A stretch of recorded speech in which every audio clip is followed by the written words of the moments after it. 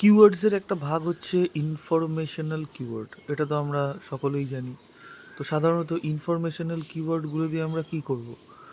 সাধারণত এই যে ইনফরমেশনাল কিওয়ার্ড, এগুলো আমরা তখনই ইউজ করি যখন আমরা কোনো অ্যাওয়ারনেস ক্রিয়েট করার চেষ্টা করি। অর্থাৎ আমাদের প্রোডাক্ট সম্পর্কে বা আমাদের সার্ভিস সম্পর্কে আমাদের যে পোটেনশিয়াল অডিয়েন্স রয়েছে তাদের কাছে পৌঁছোই এবং তাদেরকে আমাদের প্রোডাক্ট এবং সার্ভিস সম্পর্কে জানাই।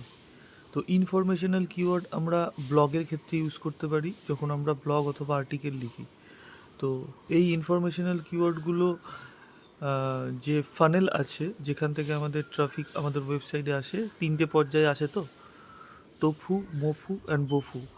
টোফু সাধারণত টপ অফ দ্য ফানেল, যেটা সেটা হচ্ছে এই অ্যাওয়ারনেস ক্রিয়েট করে।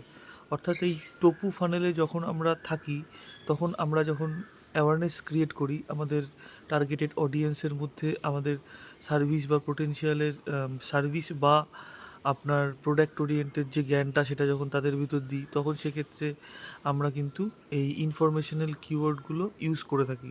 এগুলো সাধারণত ট্রাফিক আপনার ওয়েবসাইটে আনার জন্য যথেষ্ট পরিমাণে হেল্পফুল। এখানে আমরা আমাদের প্রোডাক্ট বা সার্ভিসের বিভিন্ন রকম চার্জেস থেকে শুরু করে, কোনো প্রোডাক্ট বা সার্ভিসের প্রাইজিং থেকে শুরু করে, সেটা কী করে কাজ করে, হাউ টু গাইড, এগুলো আমরা সাধারণত এখানে ইউজ করি। এবং এইসব যে ব্লগ বা আর্টিকেলগুলো, এগুলো কিন্তু পোটেনশিয়াল ট্রাফিককে ওয়েবসাইটে ধরে রাখার জন্য বা ওয়েবসাইটে আনার জন্য কিন্তু খুবই গুরুত্বপূর্ণ।